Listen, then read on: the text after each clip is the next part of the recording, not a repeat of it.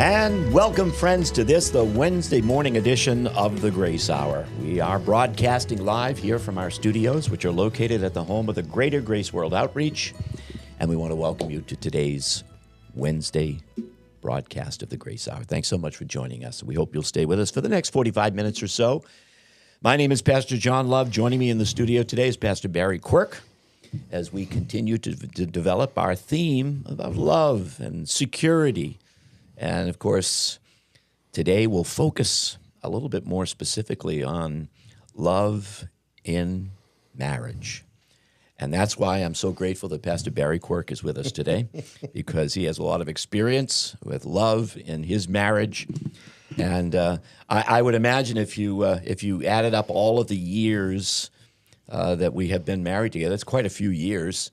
And I guess we have some experience, not nearly as much as others. I know my in-laws were married for 74 years. Wow. Yeah, John and Ethel Murphy, 74 years. That's incredible. Yeah, my mom and dad, before my mom passed away, I think that they had hit over 60 years.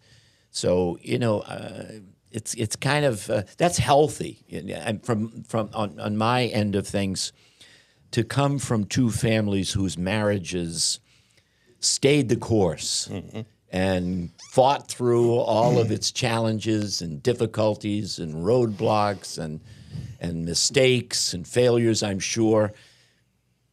But they didn't quit. Wow. And there's something to be said about that, isn't there? Absolutely. First of all, your last name's Love. So if we're going to talk about love, yeah, I think you're an expert. Far from it. Far from it. The reason that we're experts on this topic is that, he who's failed much has loved much. And we learn a lot in our failures, actually. And it is, no pressure, 74 years and 60-something years, and it's all in the family line, right? Marriage is a really awesome thing if it's done in the right way. And it's, people call it a ball and chain. But really, when love's involved, there's an old country song my wife and I like, and by Paul Overstreet, and it says, "Love don't feel like a ball and chain to me." And that's because it can be a huge blessing if you understand what it really is, and there's not false expectations and, all kinds of concepts that we can't keep.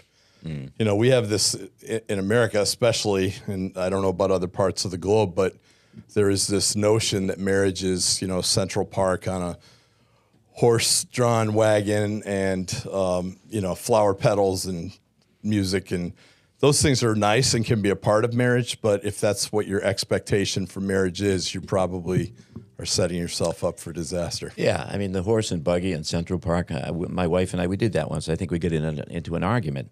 So it doesn't always translate into this epitome of love. Right. But yeah, you make a good point. I mean, let's be honest about it. When it comes to marriage, that is one great challenge.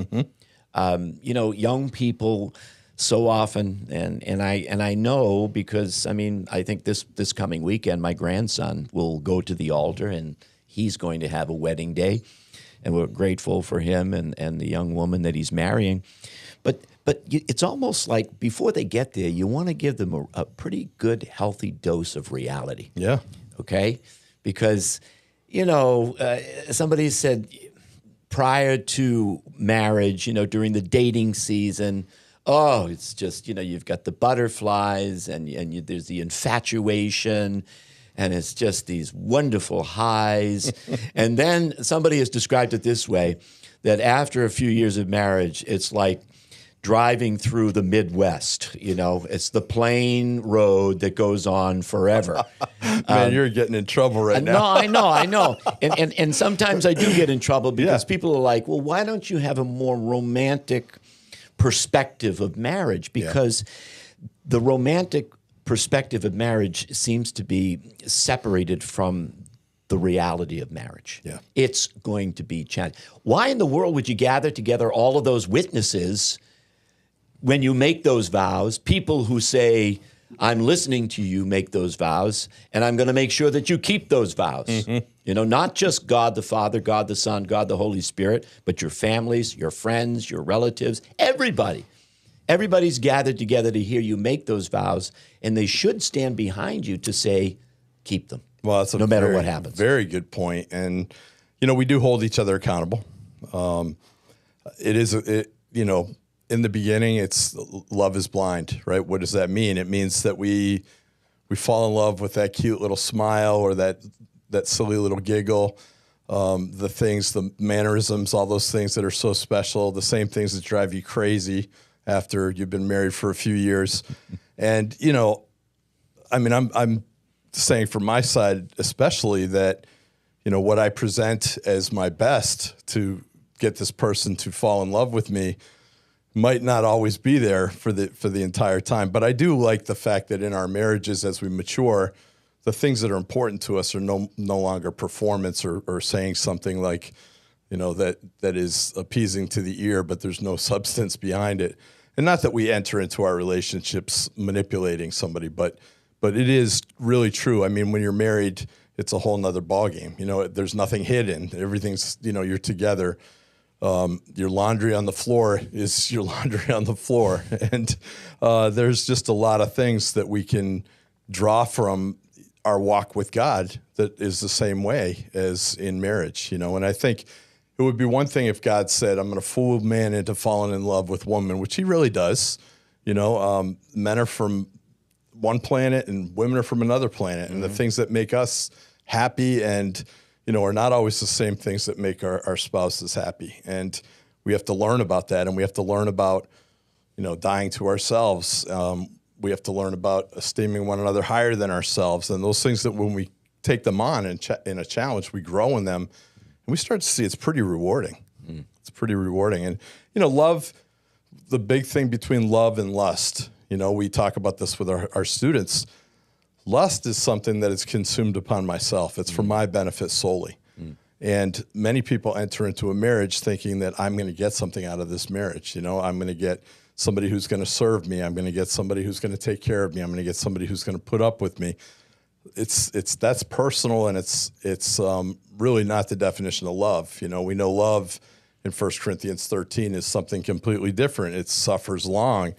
It's kind. It envies not. It doesn't vaunt itself up. It's not proud. It doesn't speak about its own. It's not easily provoked. Those are things that are not, you know, for my own benefit. Those are things that are for the benefit of the person that the love is intended toward.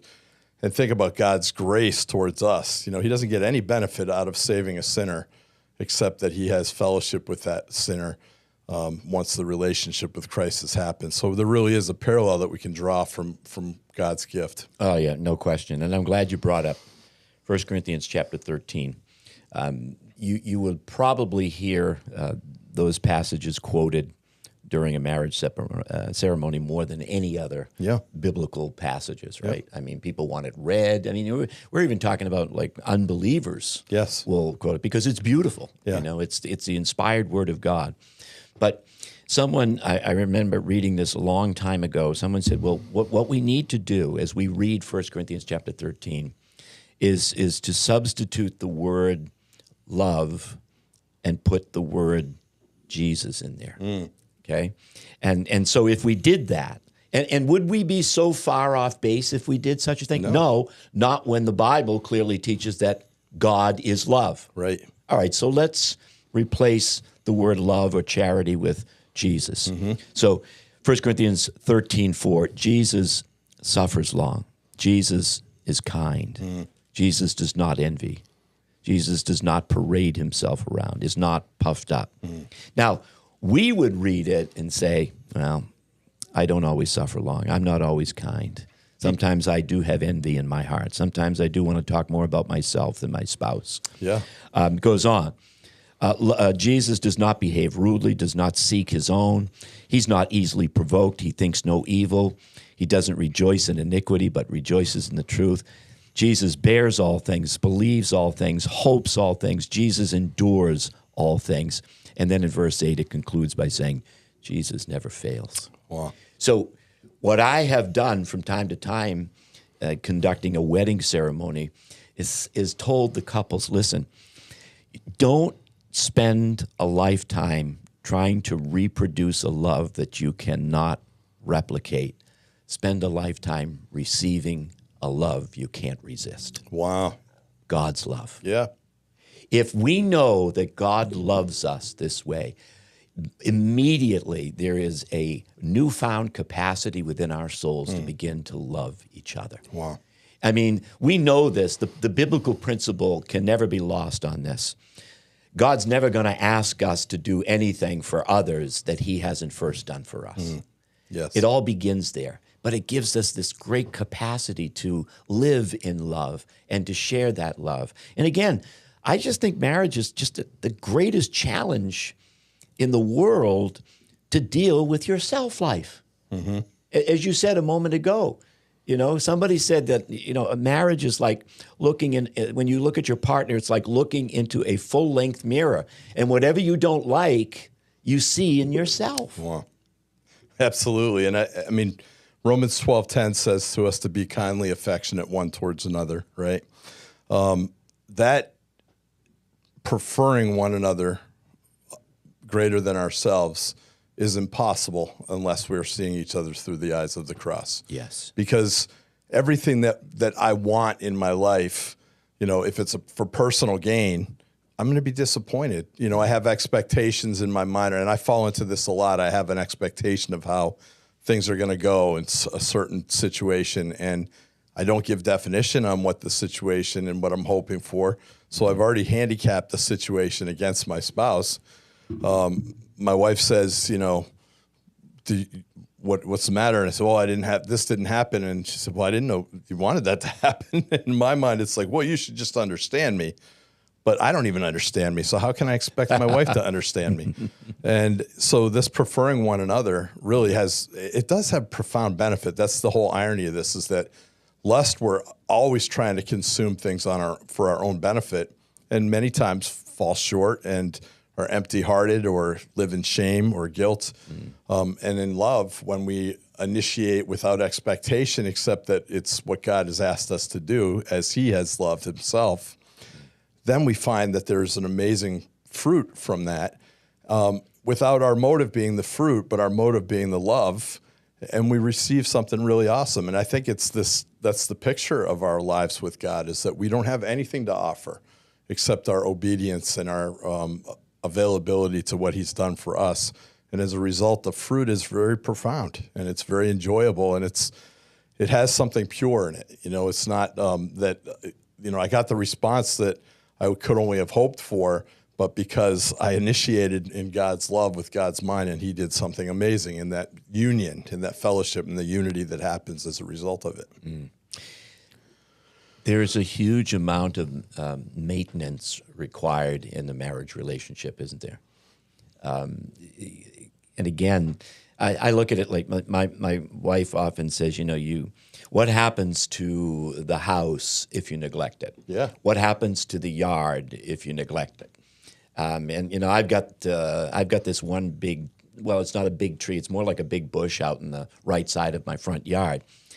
And if I just let that go, it's going to turn into a jungle of its own. So I'm always trimming it. I'm always taking care of it. Yeah. Because I know without that kind of maintenance, like anything in the house, if things begin to fall apart, you have to address them. Yes. And what's true of a home, and what's true of a building, and what's true of a garden or a yard is equally true of a relationship, and in particular of a marriage. It doesn't kind of operate. You can't put it on remote control or That's right. cruise control. That's the word I'm looking for. It's got to be addressed all the time. Absolutely. In the same way that you might put your automobile on cruise control, but you can't go to sleep. You got to stay alert. You got to stay awake.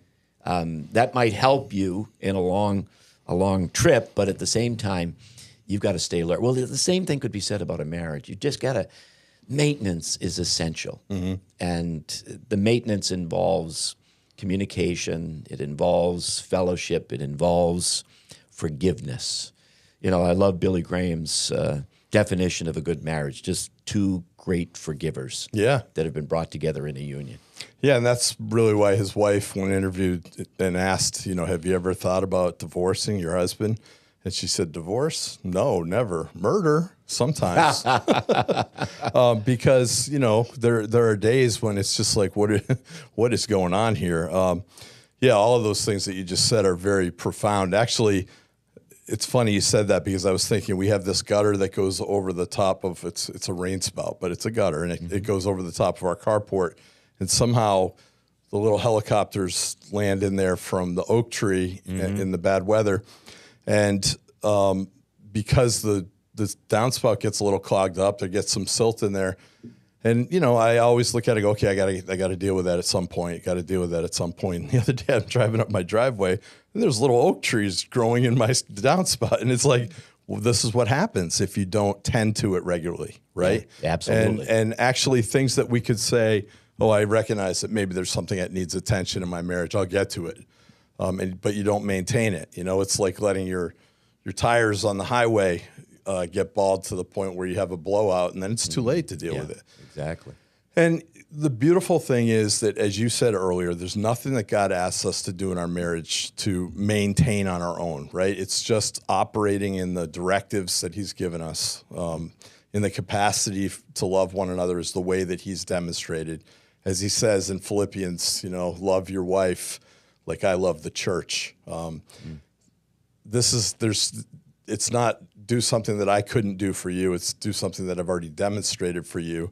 And you'll see the life that comes out of it. And so there really is a beautiful coming unto Jesus and then having him help you in your relationship on a daily basis. And it does prevent us from having things. I love this thought of keeping short accounts, like a stupid argument. And we've heard Pastor Stevens or Pastor Showers talked about in many occasions the couple with the pickle jar. That the pickle jar gets broken and then the couple have this fallout from this pickle jar and it turns into this years-long silence between the two of them. And the next thing you know, their lives are growing completely apart over a pickle jar. That's right. And, so we say, I broke the pickle jar. I'm sorry. Can I get you a new one? And our spouse says, oh, no, I just wanted you to understand this was something that it was important to me, or whatever it is, that we have a relationship that keeps those accounts very short. We have to do that with God. We wake up in the morning and it's okay to say, it's actually important to say, Lord, I am wrong. I'm wrong. I can be wrong. And when God says, thank you, I've made it right, that's a good life, But if we walk around in pride or in hubris saying, I'm right, I'm right, I'm right. In the meantime, things are falling apart and we're getting hurt, right? And pride comes before a big fall. Yeah. And I just want to state for the record, I think I should know this number, but I think my wife and I, we've been married, let me see now, let me do the math, and I think it's 45, going on 46 years. Yeah. And for the record, stated for the record, it has not been a perfect marriage. What, is there a perfect marriage? I don't think there is. No. Even those who claim that they have one are probably hiding something. So it hasn't been perfect. It's had its ups and downs, its great challenges, its highs, its lows. And then you get two sinners living together, Yeah. and then you reproduce more sinners. Yeah. And then it's like now you have a family of sinners. But I think who was it? That, Pastor John Palmer, years ago, he's since gone home to be with the Lord, was a part of our ministry for years. His definition of a family, he says, just a bunch of sinners huddled around the cross. Beautiful. In brokenness. Beautiful. I mean, that's the good description of a family. That's a good description of a marriage. Yeah. My wife and I have learned to just keep going to the well of grace. And that will keep a marriage going. Yeah, absolutely. Actually, I was studying Amos 3:3 a little bit because the picture there is how can two walk together unless they be agreed? And so you could almost come on one side or the other side of that agreement and say, well, we should be agreed, but it should be in my opinion, or we should be agreed and it should be in your opinion. And actually, we're not really agreeing. We're deferring to one another. Or we're compromising, not in the right way. Okay, we'll let you do what you want this time, but next time we're doing what I want. And actually, you're scorekeeping in your relationship, and you haven't really gained anything. But I like what that verse says, and actually, I was looking at it in the Greek a little bit. In the Hebrew in Old Testament, and it says, really, can two walk together without an appointment to meet? That's actually what it's like. Agreement means an appointment to meet. And I like that because when you go to the appointment to meet and you arrive at that appointment, it's got to be God's viewpoint that you settle on, because our own viewpoint is just going to keep us in that cycle of what benefits me, what benefits you, what do you like? We have this, age-long joke in our family that my wife says, hey, you want to go out to eat tonight? Yeah, sure. Well, what do you want? And I've been asked that question so many times, and I, as you can tell, am not very picky of an eater. So I will say to her very quickly, let's get Chinese food or pizza, because I know that those are the two things that she doesn't want to eat. And then she'll say what she would like to eat, and I'll go, wow, isn't that simple? We got it out now. But the point is, she's trying to just say, what would you like to do? And she's trying to benefit me. And I'm trying to say, I'm not picky, so let's just do what benefits you. But actually, I have to learn, and I'm still learning, and I've been married 31 years, imagine that, that there's a relation, like the question is just the opportunity to have the relationship, and that's the thing I like, that, in those years of marriage that you talked about that haven't been perfect, there's been a lot of really perfect, there's been a lot of things, I'm sure, that even coming out of keeping short accounts, coming out of an argument, I could be perturbed about something, and halfway through the day, I don't even know what I'm perturbed about anymore. I just know that I got to be perturbed. And actually, at the end of the day, when I have realized I've lost a whole day of relationship here, and I can't even remember what the details I've gotten lost over, I realize that's the flesh. That's not God's mind. Because God's mind is I could agree quickly, and I could say, I'm sorry, I apologize for my part in this, and I'm wrong. And then it gets solved, and we're on to the next relationship, And I think that at the end of the day, when we know that we're imperfect people and we are a bunch of sinners huddled around the cross, which is really me dying to myself, everybody dying to them. So let's all find out, what is God's mind for us? What's God's position on this? How do we stand? Let's find out what the will of God is. We've heard Pastor Stephen's definition of success years ago was finding out what the will of God is and doing it. Yeah, that's great. Because we've all heard this the statement, opposites attract, and I mean, there's some truth in that. Yeah. Because like you said, I mean, I'm if I had my druthers, I would say, hey, let's go to the health club. Yeah. And we'll get a good workout in, 3 times a week or whenever. My wife is like, no, we just need to take a walk. Yeah. And it's like, what's going to be accomplished by walking? Yeah. We're going to be together. That's all she's saying is we need to be together. Yeah. Because if we go to the health club, we might not be together. Right. You may be over in one part of it, and I may be over in the other part of it. So it's true that opposites do attract. I mean, I would say that my wife and I we are opposites. But the second part of that statement is similarities endure. What are the similarities that allow us to endure? It's our love for God. Yes. Our understanding of His commitment to us. The grace that keeps us going. It's the oil of the engine of our marriage. It's forgiving one another when failure happens. These are the things that cause us to endure. This is how we continue. This is how marriages endure over the long haul. Yeah, and it's really very similar to how my relationship with God endures over the long haul. Exactly. If I see myself in my last failure, or even if I see myself in my last success, I might miss the present thing that God has for me. If I'm walking around in an identity because of something that happened instead of an identity of who I am, then I'm going to have trouble. And in a relationship, boy, we have a great marriage. She gave me a great meal yesterday, and the relationship at home was good, and whatever it is, people find their identity in their sex lives. They find their identity in what their spouse says publicly about them, or what their home is like, and all of those things really are way secondary to do I have the love of God in my marriage? And can we endure things that are going to be trials and tribulations and troubles? And there are times of weeping together. There's also lots of rejoicing and laughing. And nobody has a relationship with their spouse like, with other people with their spouse, I hope, because you're sharing intimate thoughts and details and you're laughing about things that, only you find funny. My wife is married to a guy who's the perpetual dad joke, and whether I like it or not, sometimes it happens in the middle of the night when I wake up to use the restroom. She says, "Where are you going?" And I come out with some stupid joke that I don't even know how came into my brain that way. But she's learned to appreciate that you're an odd bird, but you're my odd bird, and it's fitting. My last name is Quirk. So, but we have, there's a lot of joy that happens, and really, the Bible tells us in John 15:13 that greater love has no man than he lays down his life for his friends.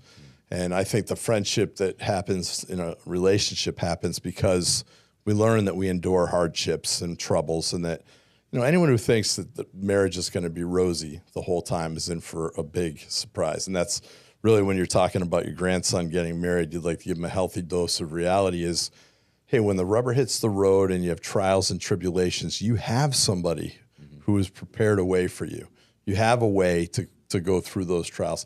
Cast your cares together at the feet of God. If you can't agree on everything, that's okay. Prefer one another. Watch God show you what's important. And I really do like the thought that sometimes in our hearts, we're moved to do things that we know will bless our spouse. And that comes from experiencing God's life. It comes from learning who the person is. And, we can get a lot of benefit out of that. There's a lot of joy that comes with esteeming one another higher than ourselves. Absolutely. Well, these are some good thoughts. Pastor Barry, maybe we can talk about some of those principles that will help to continue to build the marriage relationship. Because, again, I think anybody that enters into a marriage relationship is thinking, certainly at the outset, that they want this to last. Yeah. But again, there are going to be difficulties and challenges and heartache and trouble. I mean, on and on. But as someone once said that, Christians, especially Christians, we're like tea bags. You don't get the best out of us until you put us in hot water. And that's true even in a marriage, even in a marriage. So those challenges, those difficulties serve to develop our relationship with Christ. And again, as long as you're cooperating in the developing of your relationship with Christ, that's going to benefit your relationship to your spouse, and it's going to develop your relationship to other people as well. Yeah, try resisting. Try resisting, being brought through those difficulties or those times and trying to preserve something, and you end up with death. You don't have the life that's actually brought out of you. I read this article that I think there's some points we could share that speak to these points, and it's by a Focus on the Family article, and it talks from a study that Dr. John Gottman, who is a professor emeritus of psychology at the University of Washington, and he's the founder of the Gottman Relationship Institute, which that's an interesting thing, that there's enough in a relationship that you can have an entire institute and you could be a professor and study these things. And it's really actually kind of fascinating. And this article is gauging how you can tell the health of your marriage. And he gave 6 predictors of marital success and happiness. And I thought a couple of these are really good. But like high levels of friendship, respect, affection, humor, right? Learning to laugh at ourselves. And these are things that are just defined like liking each other. Imagine that, liking each other. And, we've heard that expression. We don't really have to like each other, but we got to love each other, right? There's things that maybe in the beginning that we really enjoyed, but as we grow, they become, if you let them they'll become an irritant to you instead of something that maybe in the beginning, that little giggle or that laugh or, whatever it is that now drives you crazy instead of in the beginning drew your attention. When we love somebody, we start to realize that is something that's very unique to that person in my life, and I don't get that anyplace else. Maybe my perspective changes on it. Other things like, being each other's friend, just doing things together, as you mentioned earlier, respecting each other's thoughts and feelings, also avoiding put downs. It's so easy to, when we are together, especially because you're together so often, to get to learn each other's weaknesses, right? And I will tell you, one thing I have to confess is that I'm a master at learning all the buttons to push. And part of it is that I like to have fun and I like to just provoke. And that can be very enjoyable or can be very detrimental depending on which buttons I push. But it is in my sin nature to know how to push the wrong buttons. And sometimes I push that wrong button and I get a response that's nuclear. And I realize that's not her fault. That's my fault. I engaged, I provoked, I pushed. And also, I am a strong arguer. So I could maybe have a winning battle record. I could win every battle that we face because I can argue.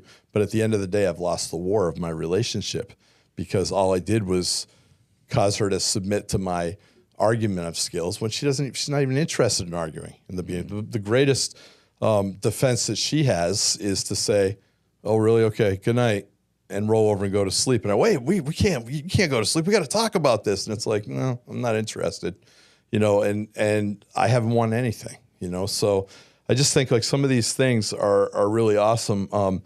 And he even goes as far as to give a ratio of positive to negative interactions. And I know some of these are anecdotal and it's just, there's nothing in the Bible that says these numbers, but you can kind of draw some encouragement from it and maybe even some motivation on how we approach our relationship. But there's this 5-to-1 of better to positive versus negative interactions. And if we even had that in our mind, like do my relationships with my wife or, whoever, my spouse, if you're a lady out there listening this morning, do my relationships intentionally try to promote experiences that are positive instead of nitpicking, instead of, getting on somebody's case, getting on somebody's nerves? Maybe if I recognize that there's a weakness in my spouse, I go out of my way to do something that helps strengthen that. It's always incredible to me how much, my wife has something on her mind that helps my ministry or helps my everyday life that I'm not good at, but she is.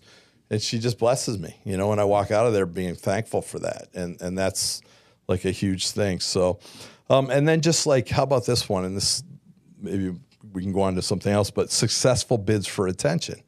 And this was kind of comical because my wife says, "Hey, listen to this." She's trying to get your attention for a conversation, right? And we could have a couple different responses to that. We could keep our head in the newspaper and, read our sports page and ignore that.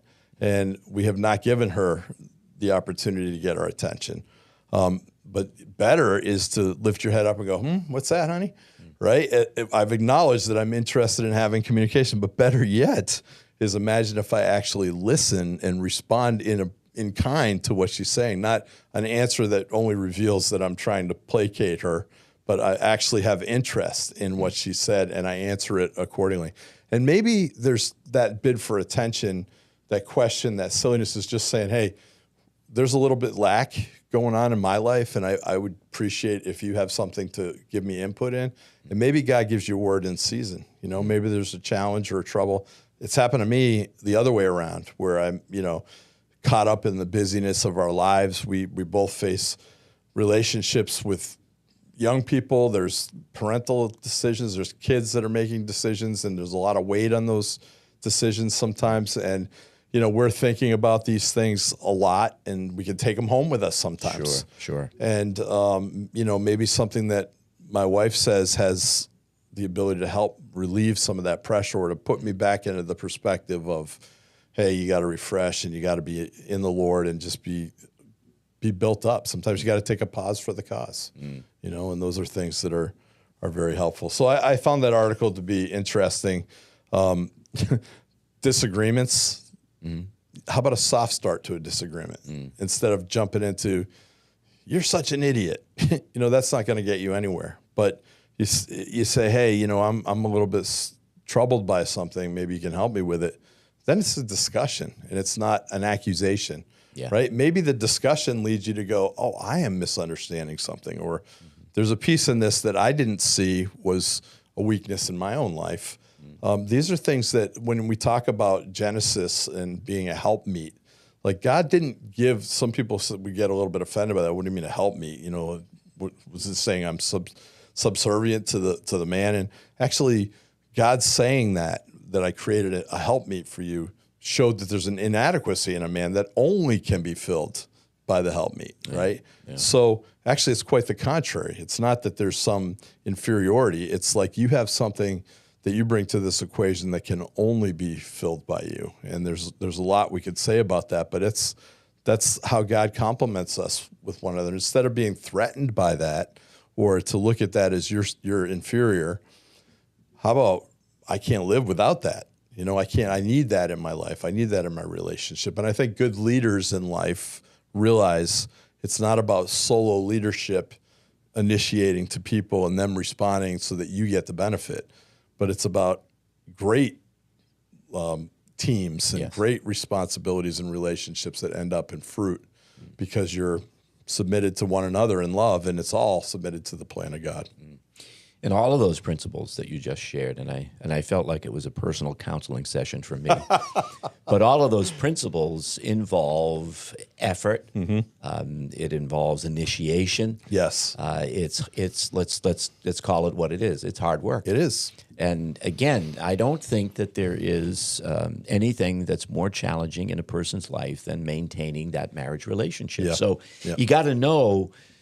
It would be helpful to know when you're going into it that this is going to require, effort and maintenance from day one until the day that God takes us home. Yeah. And that's just a very practical way to look at it.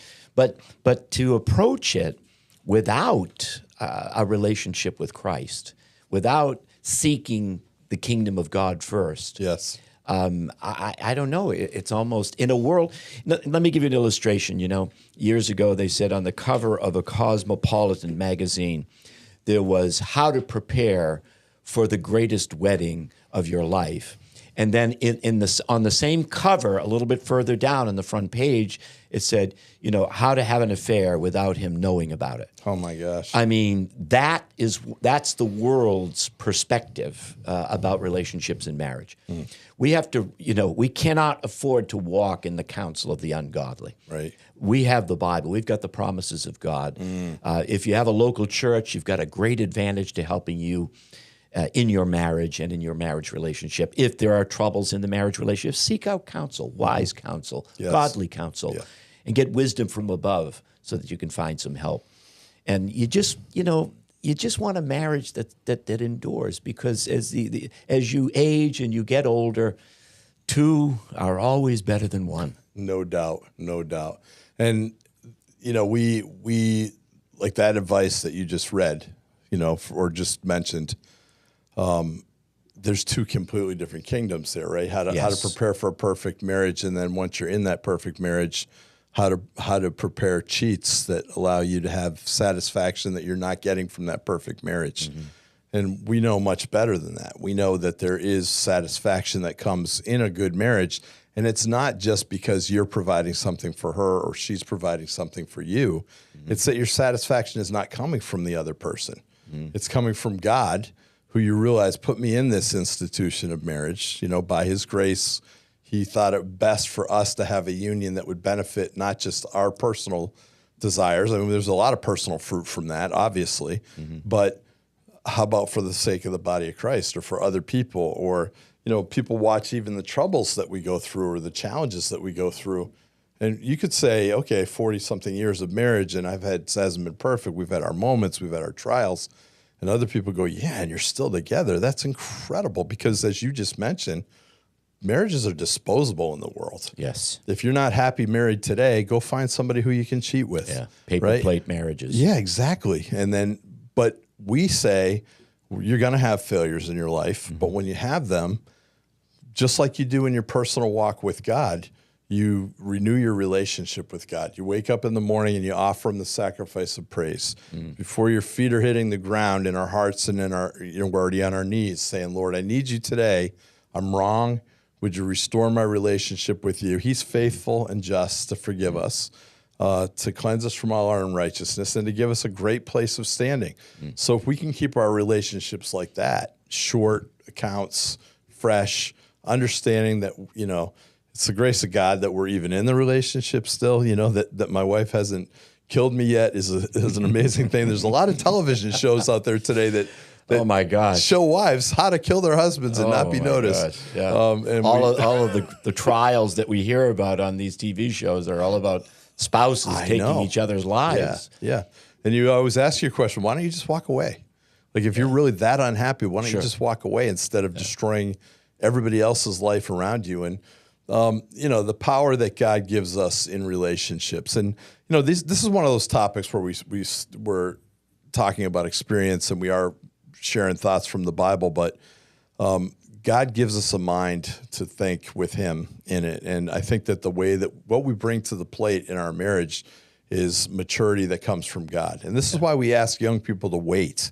Like, it seems like such an awesome, encouraging, exciting thing. Let's get married. Let's get married. It takes a lot of maturity. Sure. And actually, what are you bringing to the table in that marriage? Are you bringing your insecurities that you're looking to have fulfilled? Because if you are, it might happen for a short season, but then there's going to be a lot of lack, and you're going to be looking elsewhere for the same thing, the same lack. It's deficit motivation, actually. That you're lacking something, so you're looking for it, and you jump from situation to situation, and even in your marriage, from the person that you can't get that satisfaction from. It's like that old rock and roll song, I can't get no satisfaction. Well, it doesn't surprise me. Yeah. Because if your satisfaction doesn't come from your relationship with God, exactly, then where's it going to come from? If your satisfaction's in a person, it's going to be very temporal, and it's going to fail. And how are we going to be able to walk together in agreement if we're living in the failure of a bad relationship? Yeah. You hear young people say it all the time, I need to find the right person. I need to find the right person.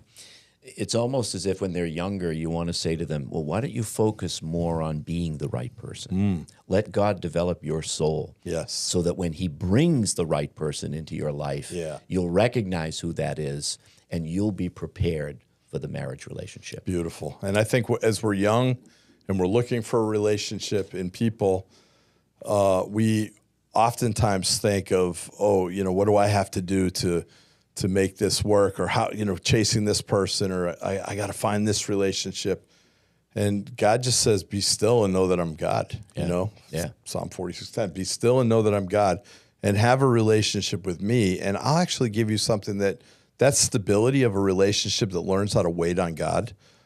It's very attractive to somebody who's looking to place their trust in their spouse for the rest of their lives. They want to know that you're a person that's not moved by situations. Yeah. They want to know that you're a person that experiences the love of God personally.